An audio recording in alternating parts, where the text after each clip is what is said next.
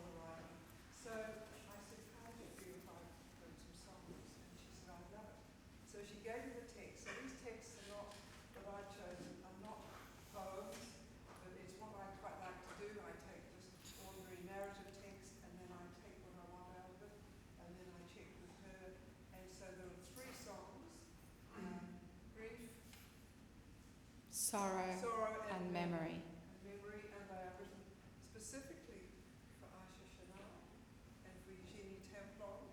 And I just want to tell you how I met Ayse. Ayse, probably about 10, 12 years ago now, I received an email from a law student on the Parramatta campus, and she said, I'm a singer and I'm doing a law degree, and she said, there's no music on this campus and I want to do a concert. So I know her from college, I've got a good start. So I said, you can get a piano from here, move to Parramatta, and move back again at the expense of the Vice Chancellor, we'll do it. So of course, being Ayse, she organised that, and we've gone on from there. So I've written quite a few songs for her over time, and I'm very, very proud to have her premiere in this piece today. Thank you, thank you, thank you. Diana also has a much longer past with my twin brother who studied music in this department. He did ethnomusicology and flute and all sorts of woodwinds and shakuhachi, bansuri, classical flute, the ney. So that's how I kind of knew about Diana. And then one of my other earlier lecturers, Lotte Latukefo, then then connected us as well. So there was sort of a whole lot of people who brought us together. And since then, I've been singing a lot of wonderful Diana pieces, Diana Blum pieces, and some of them are quite challenging, but also just very, very beautiful. But there is this, schism and tensions and pulls and fugal elements and a lot of diminished and augmented and seconds and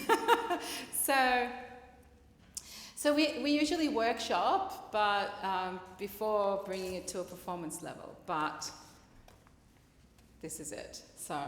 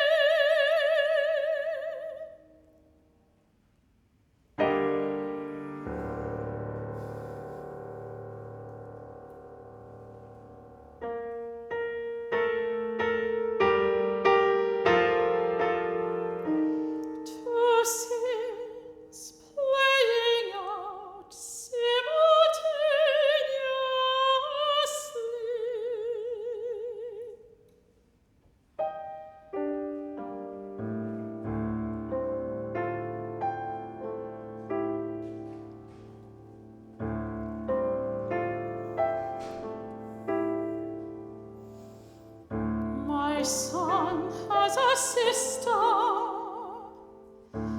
He has a little sister. I am mother to a daughter.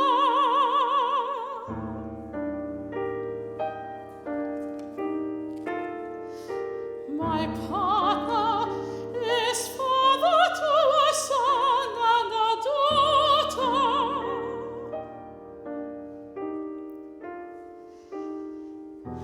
He no longer has a daughter, but he is still her father. I had a daughter. I had a daughter. For some reason that remains astonishing to me.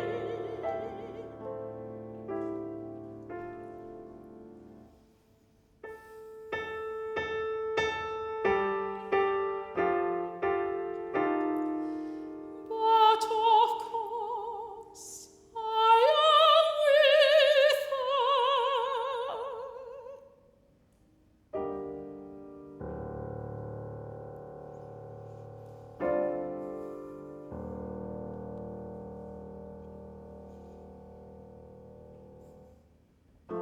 I ask my brother,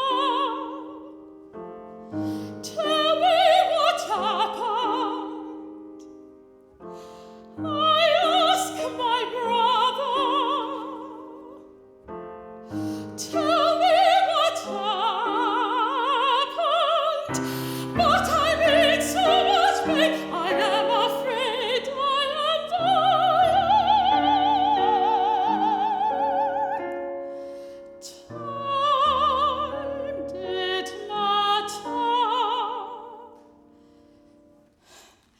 Yet the despair was such that I could no longer mark time. But when the body acts as a memory and entrust into the past, time does matter because it is inescapable.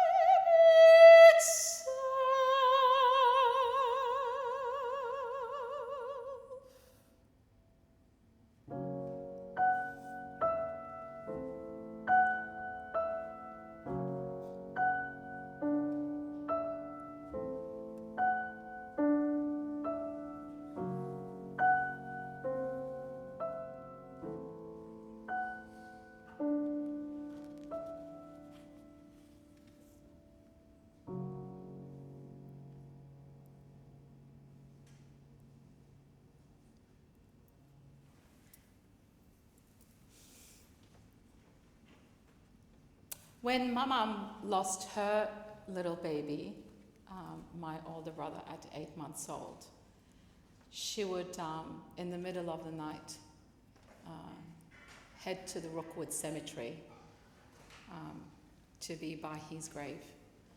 So this last piece kind of reminds me of that, because at that time she had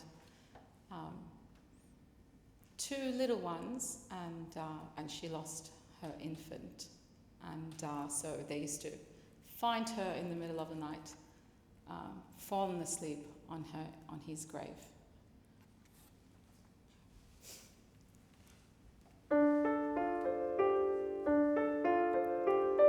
There came a time when I could move in time. I am where I need to be. I am where I need to be. But in time I realize I have no control. I cannot make changes within time. I can only watch. I can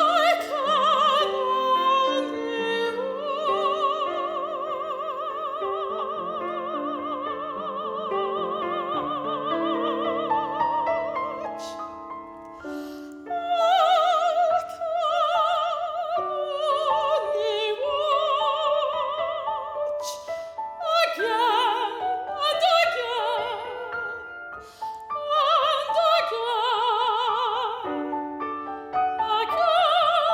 again and again and again.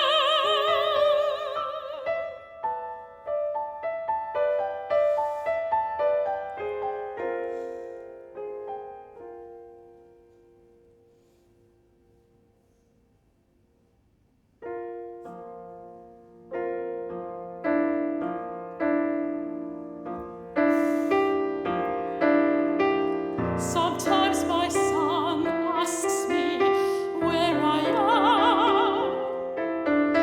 I am right here with you. I am right here with you. I tell him that sometimes I need to be with your sister. I need to be with your sister.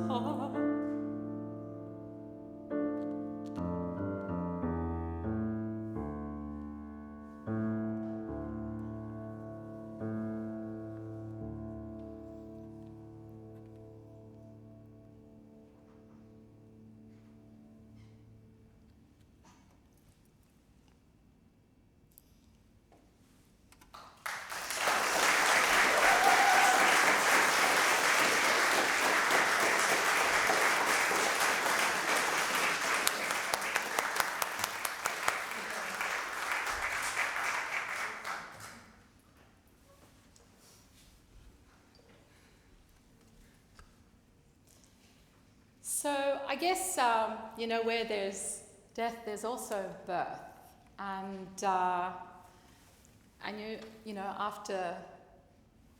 after all of that,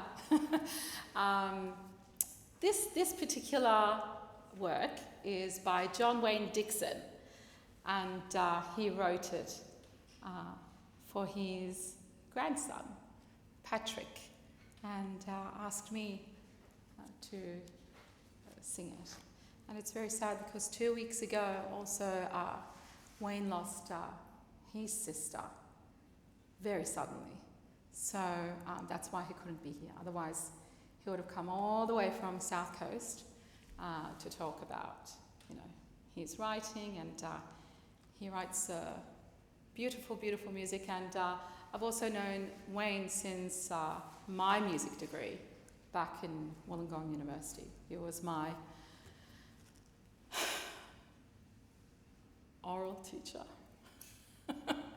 So this one is called Burkos for a Grandchild.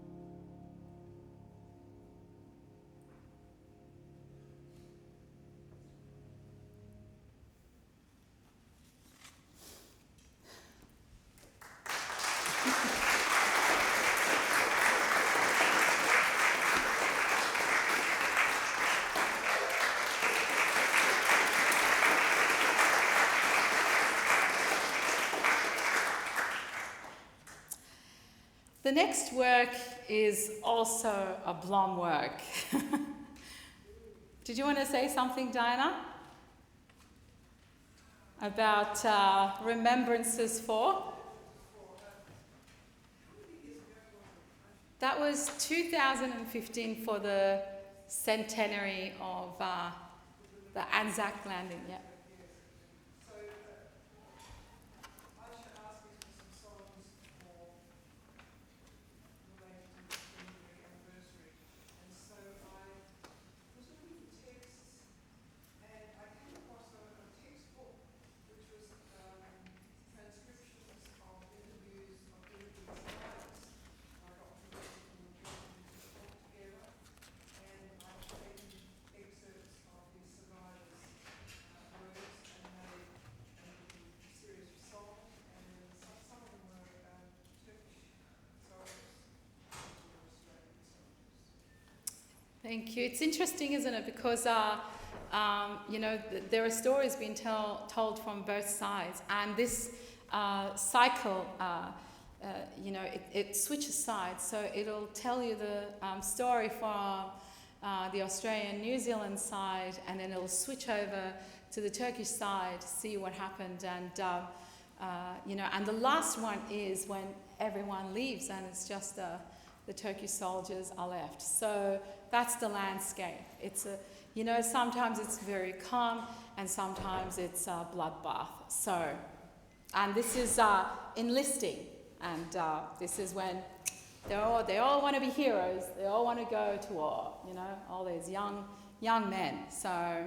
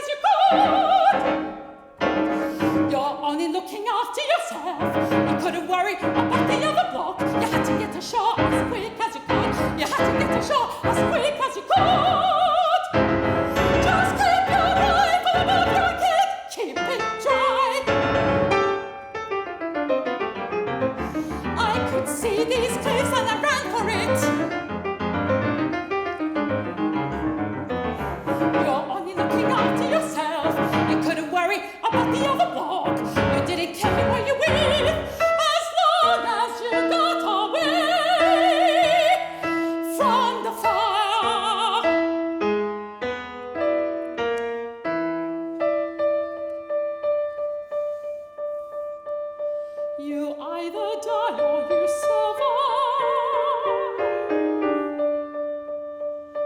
At the front there is nowhere to escape. We were up on the hill, they were down on the plain. They put their machine guns at the bottom of the song and tried to dig in. Even made some flowers there, right on the part where they were. And they're still there, and they're still there.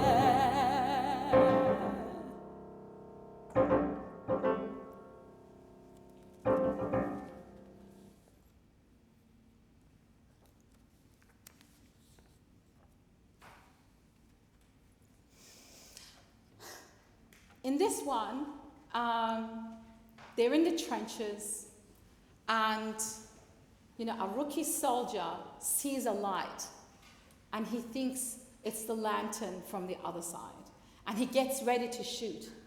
But a more experienced soldier tells him to stop and say, "You do that, you'll draw their fire, and it's all over," And then, he realizes it's the morning star.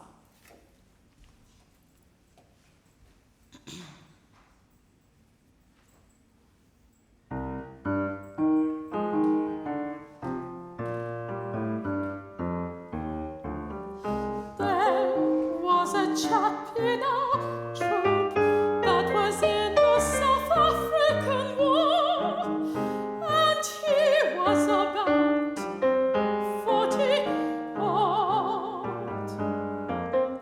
I was on duty in the trench at Walker's Ridge,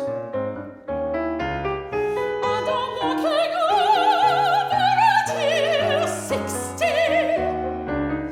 and I could see a light coming up. I think it's a bloke carrying a lantern. I say, look here, I'm going to have a go at him. I'm going to have a go at him. Don't fire, he said. You'll draw their fire.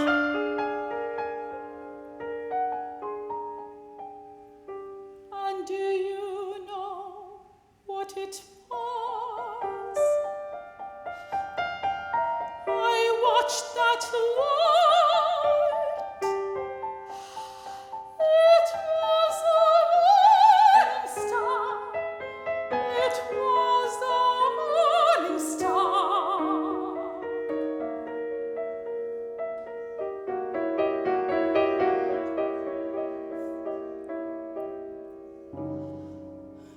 Just as well I didn't have a go.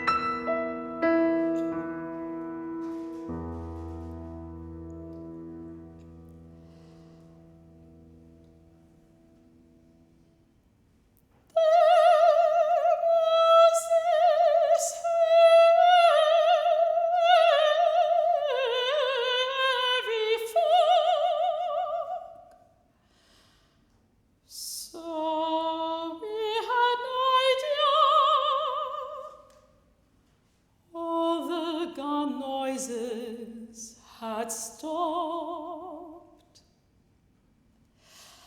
It was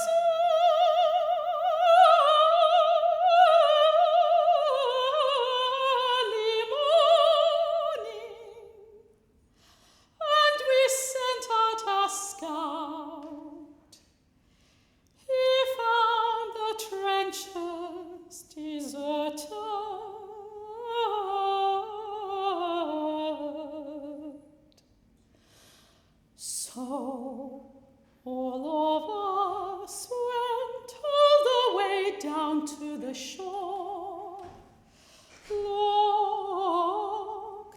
trenches, and saw too they were deserted.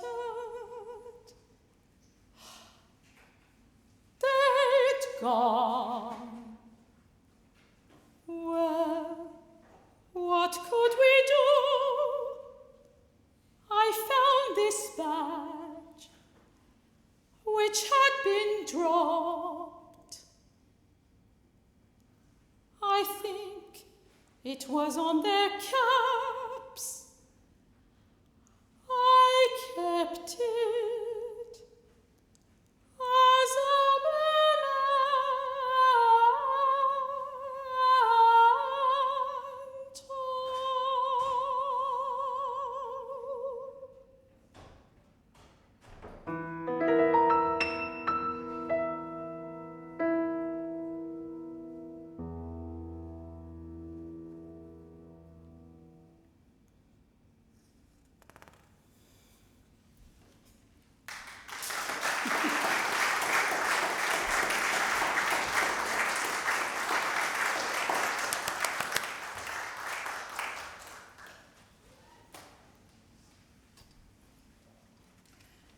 The next one is Elena Katz-Chernin.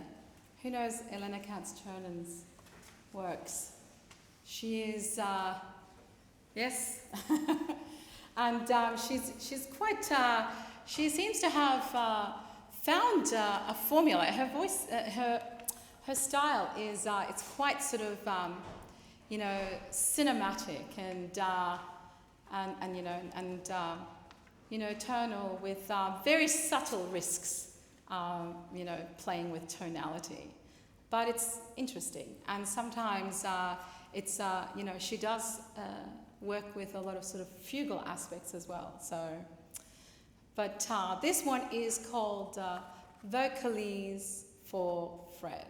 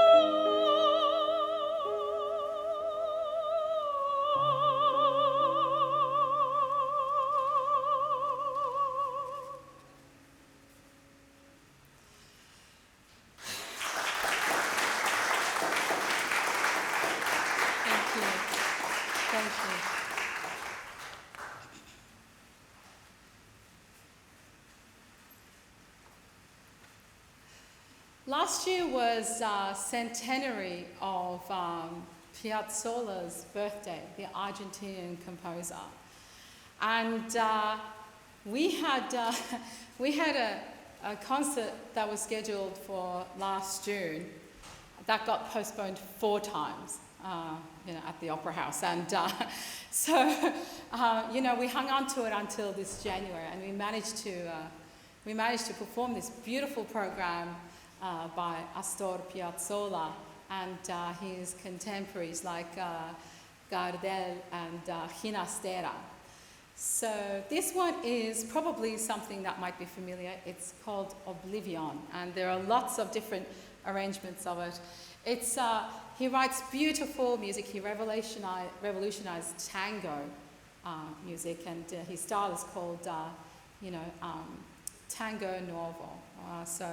And you'll hear a lot of sort of classical elements married with jazz and, Argentine tango music. So.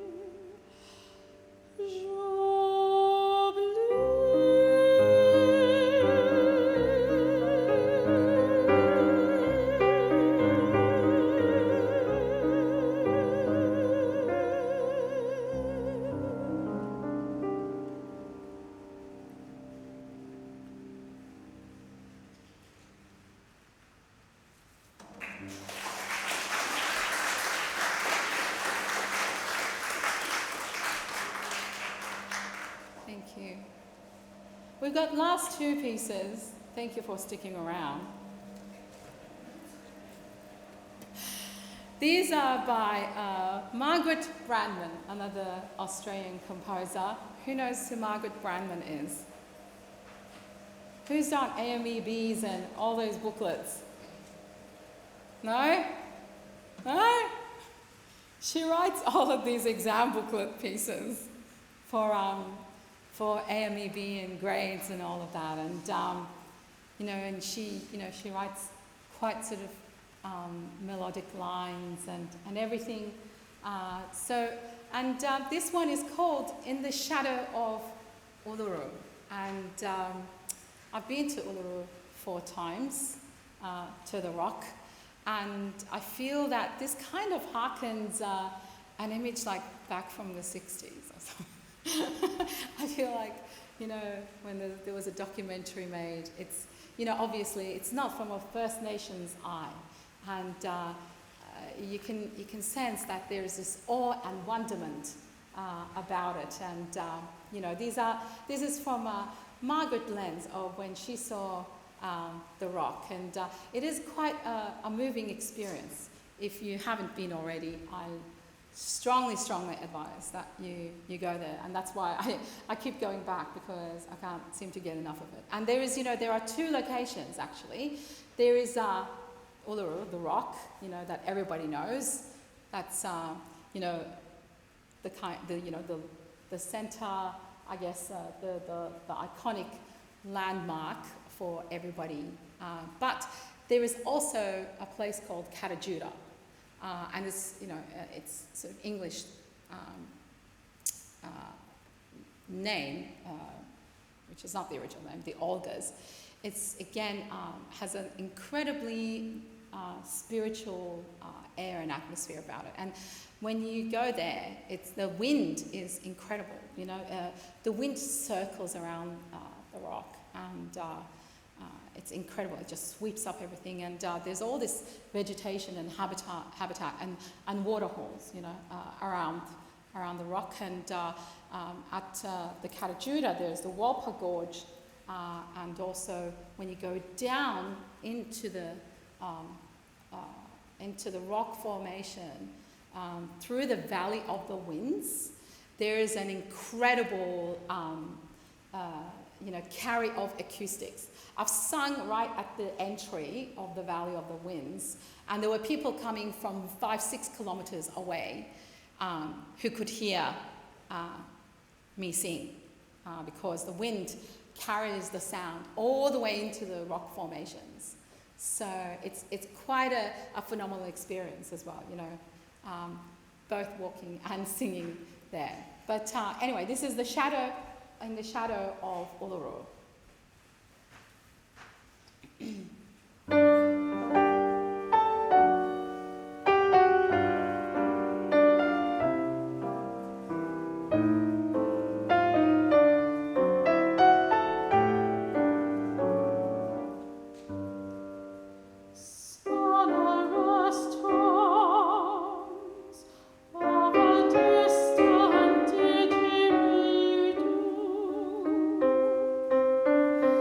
Drift across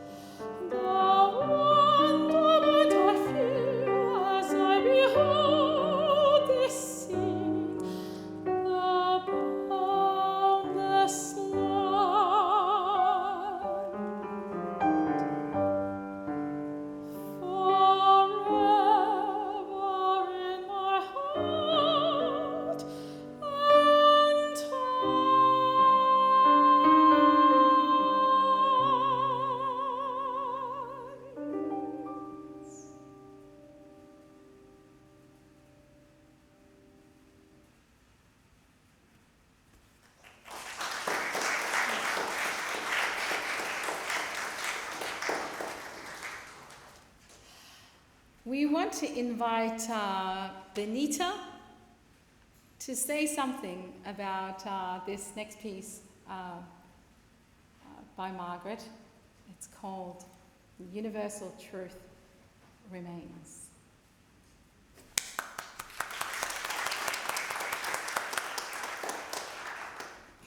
Yes. My name is Benita Rayner, and I'm the lyricist to Cosmic Wheel of the Zodiac Song Cycle, which is an album of 12 songs, one for each sign of the zodiac. And Margaret Brandman is my musical composer who wanted to be here today, but unfortunately due to the rain just couldn't cope with the thought of the Heathcote Road. So it's just me. But if you are interested in these songs, Cosmic Wheel of the Zodiac Song Cycle, you can purchase the music and the CDs from Margaret Brandman's website. We wrote these songs together, and the song that Ayse is going to sing today is our song for Aquarius. It's entitled Universal Truth Remains, and we see it as the anthem for the new age of Aquarius. Just a few words about Aquarius. Aquarian hours. The third and final air sign, Aquarius, has grasped the ultimate social truth, and that is the need for humankind to come together as a force for change in order to save our planet. Personal matters are often less important to the natives of this sign, and the key words, I innovate. Thank you very much. Thank you, Ayse. Thank you. Thank you.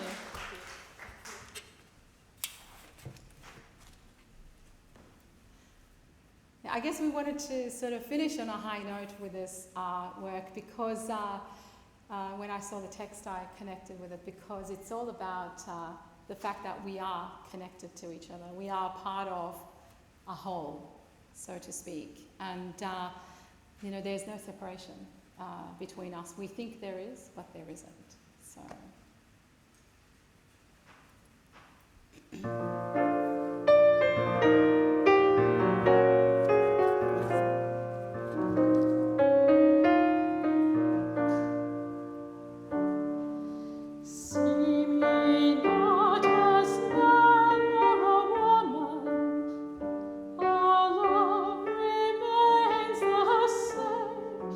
Humankind is in its childhood, universal truth remains.